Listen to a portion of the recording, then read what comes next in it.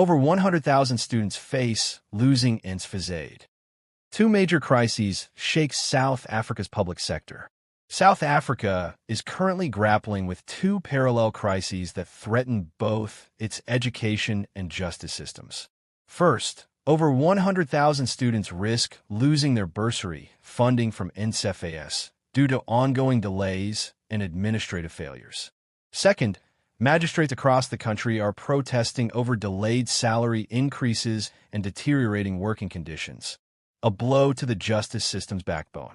Students face funding cliff edge. According to The Citizen, more than 100,000 students face the possibility of losing their Nsfas funding if unresolved issues continue. Please like and subscribe. The Citizen, many students who depend on this financial aid have already been hit by late payments, defunding without clear explanation, and systemic delays in registration and appeals processes. Similar issues have been well documented. For example, a student protest at Tshwane University of Technology highlighted that many were writing exams while their funding had not arrived. The funding crisis raises existential questions for students. Without the funding they were approved for, they face eviction from residences, hunger, inability to register, and mounting historic debt, all of which threaten their chances of completing their studies. Magistrates protest for recognition and pay. Meanwhile, the justice system is under strain. Magistrates have taken to the streets, citing delays in salary increases, poor working conditions, and a lack of recognition for the critical role they play in the judiciary.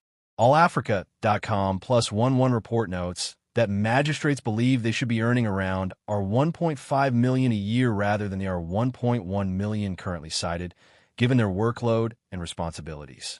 Key grievances include unsafe conditions, such as sharing bathrooms with the public, under-resourced offices, and a feeling that their work is undervalued compared with judges. The protests mark a significant moment. When the judiciary's mid-level workforce feels pushed to the brink, the impact on courts and justice delivery can be profound. What links these crises? Though seemingly unrelated, both crises share common themes: systemic failure, lack of timely reforms, and heavy reliance on public sector funding or governance. The Nsfas funding crisis reflects weaknesses in administration, budgeting, registration processes, and accountability mechanisms within higher education funding. The magistrates' protest highlights how even institutions central to governance, like the courts, are vulnerable when structural problems, underinvestment, delayed regulation, poor working conditions, are left unaddressed. Both situations underscore the urgent need for institutional reform, better governance, and accountability, else the consequences for students, justice, and society at large may be severe. The stakes are high. For students, losing Nsfas funding doesn't just mean missing a scholarship. It can mean dropping out, becoming debt-bound, or being locked out of the labor market without credentials. For magistrates, unresolved grievances threaten morale, retention, and the quality of justice services offered to ordinary citizens. In both cases, South Africa's broader development agenda, improving access to education, strengthening the rule of law, rests on solving problems like these. If either system fails, the ripple effects will be felt widely. Calls to action.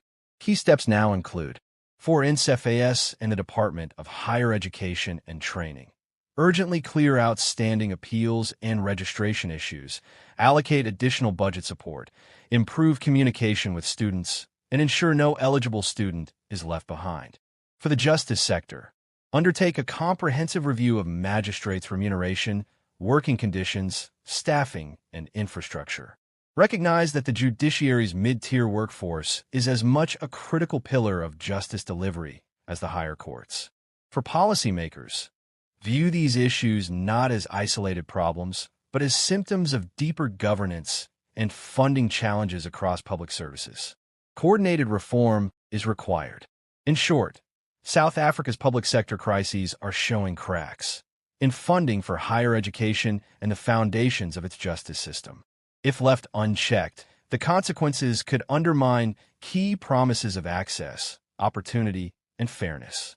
Would you like me to dig up more detail numbers? For instance, how many students exactly are threatened or the budget shortfall for magistrates, and provide a deeper analysis. Please like and subscribe.